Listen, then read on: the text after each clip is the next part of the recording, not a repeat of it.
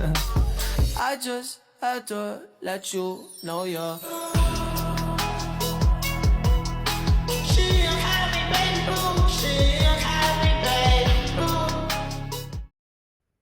Assalamualaikum warahmatullahi wabarakatuh.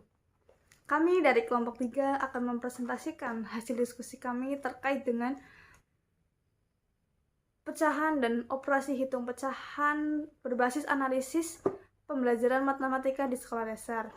Sebelum itu, perkenalkan saya Adinda Putri Larasati dengan NIM 75, rekan saya Maya Atika Salsabila dengan NIM 79, dan Satria Pinayungan Ngudi Sampurna dengan NIM 52. Yang pertama itu ada pembelajaran matematika di sekolah dasar itu bertujuan untuk membangun pemahaman konsep serta kemampuan penerapannya dalam kehidupan sehari-hari. Contohnya pada bilangan pecahan, yang dimana pecahan ini mencakup konsep dasar operasi hitung serta keterkaitannya dengan desimal dan persen. Namun pada materi pecahan ini sering dianggap sulit oleh siswa karena bersifat abstrak dan memerlukan pemahaman yang lebih mendalam. Oleh karena itu diperlukannya analisis pembelajaran yang meliputi analisis konseptual, karakteristik siswa, serta penggunaan representasi dan strategi pembelajaran yang tepat agar siswa dapat memahami materi yang bermakna. Lalu ada analisis kurikulum yang dimana materi pecahan ini dalam kurikulum sekolah dasar mencakup pemahaman konsep pecahan sebagai bagian dari keseluruhan operasi hitung pecahan serta keterkaitannya dengan desimal, persen, dan perbandingan. Jadi di dalam materi pecahan ini dapat diajarkan pada kelas 4, 5, dan 6 atau fase B dan fase C. Yang dimana pada fase B ini memiliki capaian pembelajaran yang dimana peserta didik dapat mengenali, membandingkan, dan mengurutkan pecahan senilai serta mengubah pecahan desimal. Lalu pada fase C atau pada kelas 5 dan 6, untuk capaian pembelajaran pada materi pecahan ini, yakni peserta didik dapat membandingkan dan mengurutkan berbagai pecahan termasuk pecahan campuran serta melakukan operasi hitung seperti penjumlahan dan pengurangan pecahan, perkalian dan pembagian pecahan, serta mereka dapat mengubah pecahan menjadi desimal dan persen.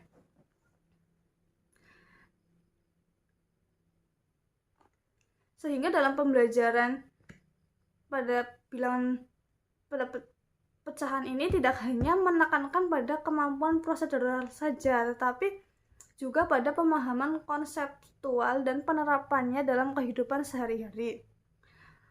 Sehingga pembelajaran pecahan ini mengarahkan siswa agar mampu memahami konsep secara bermakna serta dapat menyelesaikan masalah konseptual yang berkaitan dengan pecahan. Selanjutnya akan dilanjutkan oleh rekan saya yaitu Mbak Maya. Baik, akan saya lanjutkan terkait dengan analisis konseptual. Yang pertama itu ada kita analisis terlebih dahulu terkait dengan pengertian pecahan. Pecahan sendiri itu adalah bagian dari keseluruhan yang ditulis dalam bentuk pembilang dan penyebut, di mana angka pecahan A per B, A itu adalah pembilang dan di bawah itu B itu adalah penyebut, di mana A itu adalah jumlah bagian yang kita ambil atau yang diambil, dan B itu adalah jumlah bagian dari keseluruhan. Artinya 1/2 itu artinya 1 dari bagian yang sama besar, 1 dari 2 bagian yang sama besar. 1/2 itu adalah 1 dari 2 bagian yang sama besar. Kemudian ada pecahan senilai. Pecahan senilai itu adalah pecahan yang nilainya sama meskipun bentuknya itu berbeda. Sebagai contoh itu 1/2 sama dengan 2/4 sama dengan 4/8, di mana aturan dasarnya itu mengalihkan atau membagi pembilang dan penyebut dengan bilangan yang sama. Misalnya A per B itu sama dengan A dikali N per B dikali N. Nah, di sini tuh nilainya itu tidak berubah, hanya saja bentuknya yang berbeda. Digunakan untuk menyamakan penyebut dalam operasi pecahan. Misalnya seperti ini. Misalnya kita dalam A per B sama dengan A dikali N per B dikali N.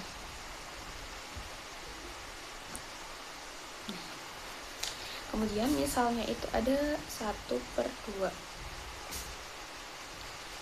1/2 itu 1 penyebutnya itu dikali dengan 2 per 2. 1 maksudnya pembilangnya dikali dengan 2. Kemudian penyebutnya itu 2 dikali dengan 2. Sama dengan 2/4. Sehingga antara 1/2 dengan 2/4 itu merupakan pecahan yang senilai. Karena meskipun bentuknya berbeda, namun nilainya itu tetap sama. Kemudian lanjut untuk perbandingan pecahan. Perbandingan pecahan itu adalah membandingkan dua pecahan untuk menentukan mana yang lebih besar, mana yang lebih kecil, atau sama dengan. Itu biasanya itu ditandai dengan tanda lebih dari, kurang dari, ataupun sama dengan. Misalnya itu kita pakai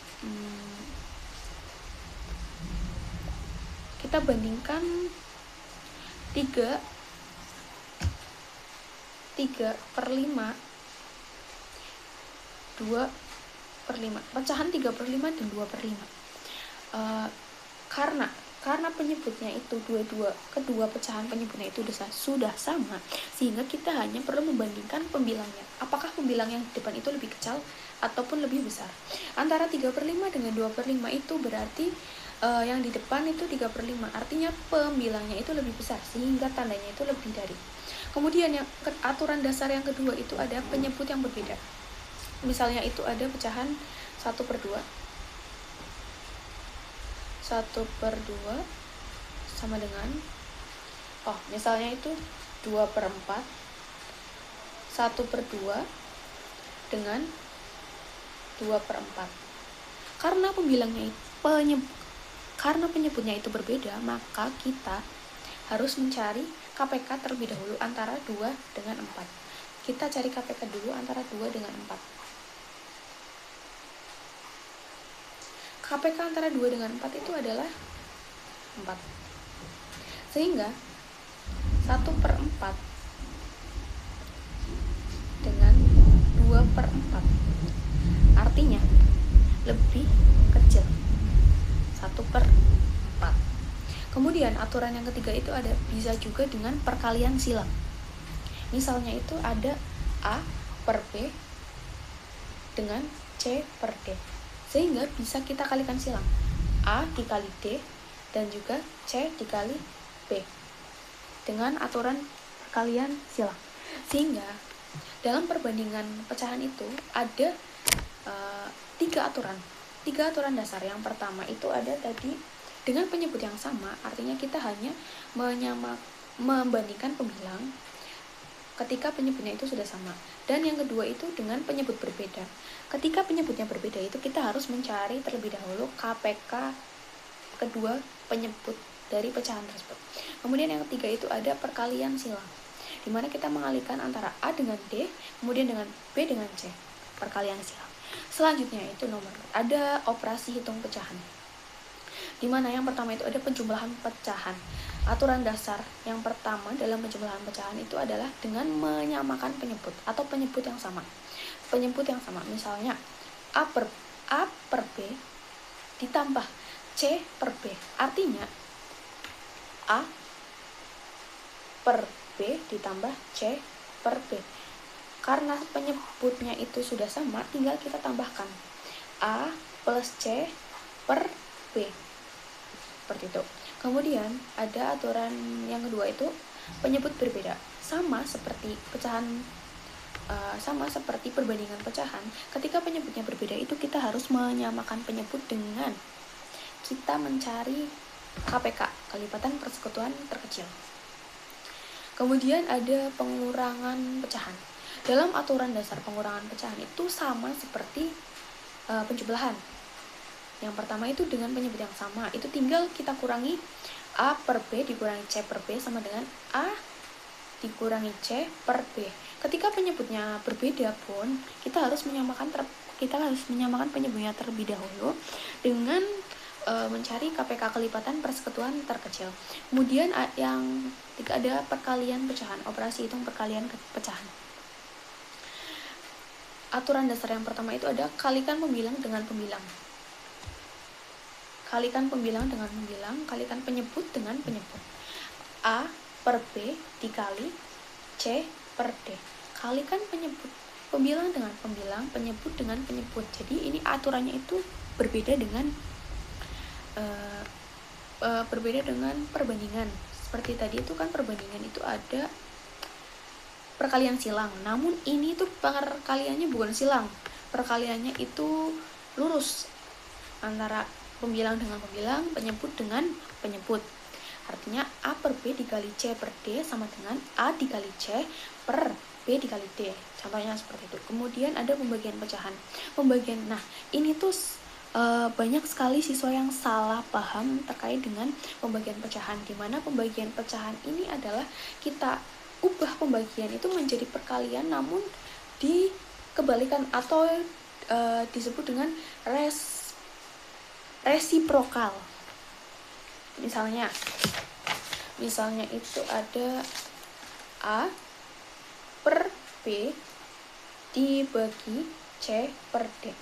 Maka untuk pecahan yang kita kalikan atau pecahan pertamanya itu ada A per B, kemudian pecahan keduanya itu ada C per D, sehingga untuk kebalikannya itu atau resiprokalnya itu tetap A per B itu tetap A per B, kemudian kita resiprokal atau kita balikan menjadi perkalian A per B dikali D per C. Jadi yang dibalik itu adalah pecahan kedua.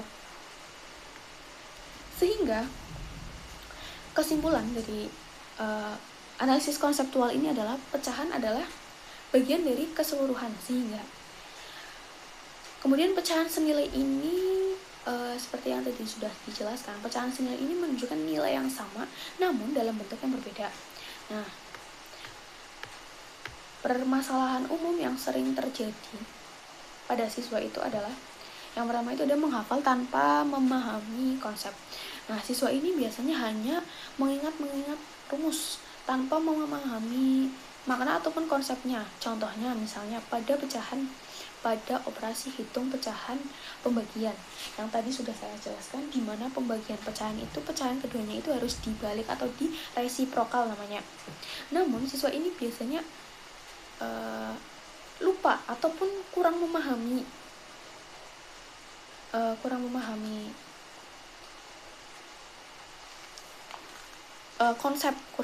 konsep, sehingga siswa ini lebih sering pembagian pecahan itu A per B itu tetap dibagi sama dengan C per D, tidak dibalik menjadi dikali namun tetap dibagi. Selanjutnya, kesalahan yang paling dasar itu paling sering ditemui siswa pada operasi penjumlahan ataupun pengurangan. Misalnya kita contohkan di operasi penjumlahan, di mana misalnya 1/2 ditambah 1/3. Itu biasanya siswa menjumlahkan antara pembilang dengan pembilang, penyebut dengan penyebut, sehingga hasilnya 1/2 ditambah 1/3 itu sama dengan 2/5. Seharusnya kan kita harus cari dulu, karena penyebutnya itu tidak sama, seharusnya kita cari dulu kelipatan persekutuan terkecil. Kita harus menyamakan terlebih dahulu penyebutnya. Kemudian penyebab permasalahannya itu karena kebanyakan siswa itu fokus pada rumus terlalu fokus pada rumus, terlalu banyak menghafal pada rumus sehingga kurang memahami konsep pecahan tersebut. Kemudian kebanyakan guru itu mengenalkan pecahan itu misalnya hanya pada awal dasar pecahan dengan media konkret, misalnya pada kertas lipat ataupun kertas biasa. Itu biasanya dikenalkan hanya awal, bukan pada saat operasi itu. Kemudian pecahan itu tidak dikaitkan dengan kehidupan sehari-hari. Kemudian implikasi dalam pembelajaran. Nah, pada pembelajaran pecahan ini kan pembelajaran pecahan ini berbasis dengan konsep bukan hafalan. Jadi siswa itu bukan hanya menghafal rumus, menghafal bagaimana menghafal rumus, tetapi siswa ini harus memahami konsep dari pecahan. Apa itu pecahan senilai, pecahan perbandingan, bagaimana aturan dasarnya, aturan perbandingan, pecahan senilai, aturan operasi hitung, penjumlahan, pengurangan, pembagian, dan juga perkalian. Seperti itu. Mungkin terima kasih, bisa dilanjutkan oleh teman saya Mas Satria. Baik, izin menjelaskan ya. Selanjutnya adalah analisis karakteristik siswa. Nah, bagi siswa sekolah dasar itu ada beberapa tahapan ya. Ada yang tadi sudah disebutkan bahwasanya ada fasenya, itu fase A, B, C. Lalu ada tahap perkembangannya, itu ada tahap bagi para siswa SD itu masih berada pada tahap operasional konkret, di mana siswa SD itu dalam karakteristik belajarnya itu yang pertama adalah suka aktivitas langsung. Jadi siswa SD itu akan lebih suka mereka melakukan kegiatan itu secara langsung gitu loh. Kalian paham nggak? Kalian pernah mengalami ya pada saat dulu di waktu sekolah dasar kalian lebih sering bermain langsung timbang melalui membaca buku atau lain sebagainya. Kalian lebih suka ke sifat-sifat yang praktek seperti itulah, bareng siswa, apalagi bareng teman-teman gitu kan. Lalu yang kedua itu belajar melalui pengalaman, karena kalian itu sudah melakukan, artinya kalian itu sudah tahu apa yang kalian lakukan, dan kalian belajar melalui hal yang kalian lakukan tersebut, praktek tersebut gitu loh. Nah, itu adalah salah satu karakteristik siswa sekolah dasar. Lalu selanjutnya itu suka dengan permainan. Kalian pernah merasakan ya dulu di waktu sekolah dasar kalian lebih suka bermain dengan teman-teman timbang belajar di kelas ya. Kalian juga pernah lari-lari, panjat meja, berlari-lari di meja apalagi, lalu bermain lempar-lemparan. Kalian lebih suka permainan dibandingkan belajar itu di kelas. Itu karakteristik siswa itu seperti itu. Maka dari itu kalian kan sebagai calon guru nantinya ketika kalian berada di suatu kelas menyaksikan hal tersebut itu tidak kalian sudah pernah merasakan, karena ada lagunya, kami pernah di situ seperti itu. Kalian harus paham lah ya. Lalu selanjutnya di sini ada desain representasi. Nah, representasi konkret, representasi visual, dan representasi simbolik. Jadi dalam pembelajaran pecahan ini ada beberapa media ya. Contohnya ada media konkret, media visual, dan juga media simbolik. Jadi ketiga hal ini itu bisa diterapkan dalam pembelajaran di kelas, baik menggunakan benda konkret, benda visual, maupun simbolik. Namun ketika tiga-tiganya itu ada, itu akan lebih baik. Ya minim-minim itu ada dua lah. Minim-minim itu ada dua. Walaupun satu sebenarnya tidak apa-apa sih, tapi lebih baik ada dua agar siswa itu lebih paham. Karena itu agar tidak terjadi miskonsepsi lah seperti itu. Nah, untuk media konkretnya itu seperti apa? Ada kue pizza, kertas lipat, balok pecahan, ada lagi dengan buah, ada lagi dengan mungkin ada barang-barang yang sekiranya siswa itu mudah mendapatkannya lah, seperti itu. Kue, pizza, kertas lipat, balok pecahan, buah, seperti itu. Lalu ada representasi visualnya, itu ada diagram lingkaran, diagram batang, garis bilangan, dan lain sebagainya. Itu contoh-contoh, kalian bisa searching sendiri. Lalu representasi simbolik seperti bentuk matematika, operasi formal, dan lain sebagainya lah. Ada per-pernya itu, atau biasanya kan pecahan itu ada per-pernya gitu lah ya, bentuk matematikanya seperti itu. Terus didesimalkan, desimal menjadi dengan pecahan seperti itu bisa. Nah, ini ada rancangan strategi pembelajaran. Yang pertama itu ada pendekatan pembelajaran. Pendekatannya menggunakan, yang pertama itu kontekstual, realistik, menggunakan realistic mathematics education atau RME, problem based learning atau dengan PPL. Nah, langkah-langkahnya seperti apa? Ini langkah-langkahnya ya. Langkah-langkahnya itu pertama apersepsi, penghubungan materi yang pernah atau pengalaman yang pernah dialami oleh siswa, ditanyakan bagaimana, apa kalian pernah melihat atau membeli beras setengah kilo dan sebagainya. Lalu eksplorasi itu seperti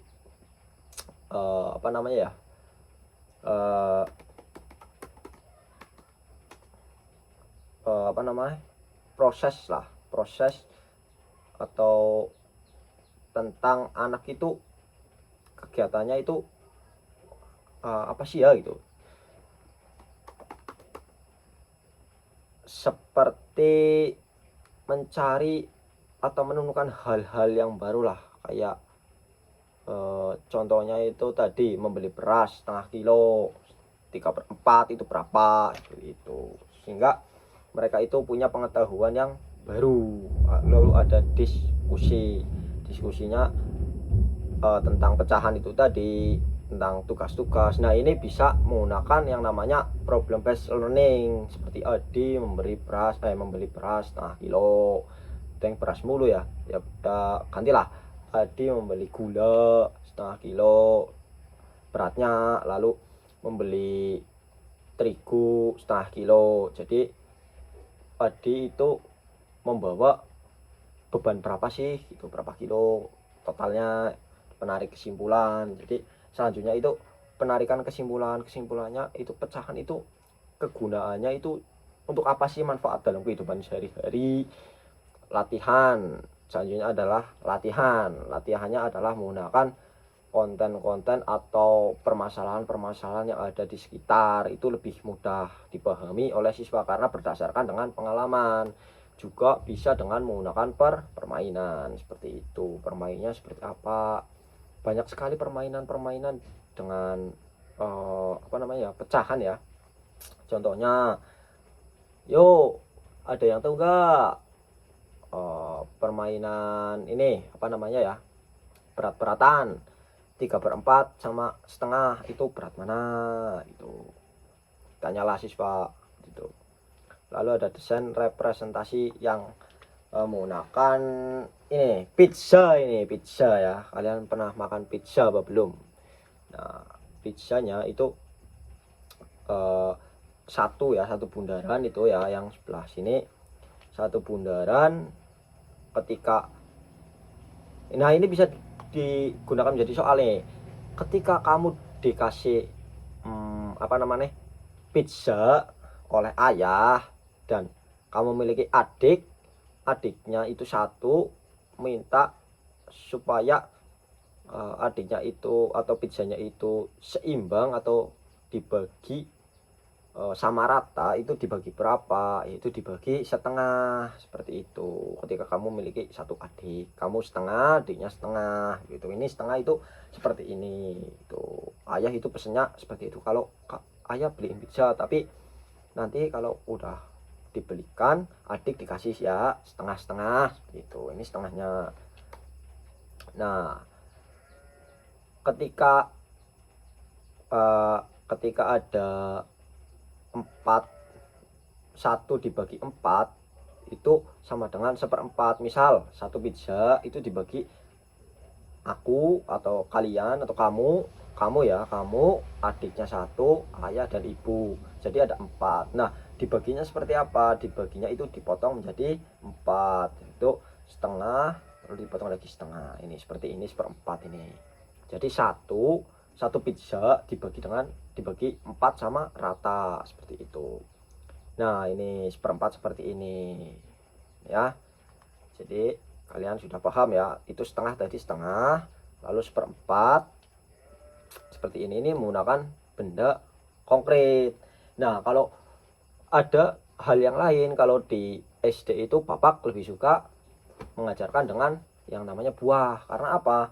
Karena pizza kan mahal. Kalau buah itu bisa di sekitar itu ada buah jambu, terutama itu buah jambu itu mudah, buah pir, buah apel. Ketika di kelas itu anak-anak itu disuruh untuk apa namanya ya, dibagi tuh, misal satu buah, teman sebangku itu minta setengah tuh, jadi dibagi setengah tuh. Jadi apa namanya ya, setengahnya itu seperti dipotong menjadi dibelah dua. Ketika ada temannya 3 dan sama kamu 4, itu dibagi sama rata, itu jadi seperempat, dipotong itu jadi seperempat, kayak memotong pizza tadi itu. Nah, terima kasih yang telah mendengarkan ya. Bapak itu sampai segitu dulu lah ya penjelasannya. Mungkin kalau ada yang ingin ditanyakan silakan bertanya. Terima kasih. Assalamualaikum warahmatullahi wabarakatuh.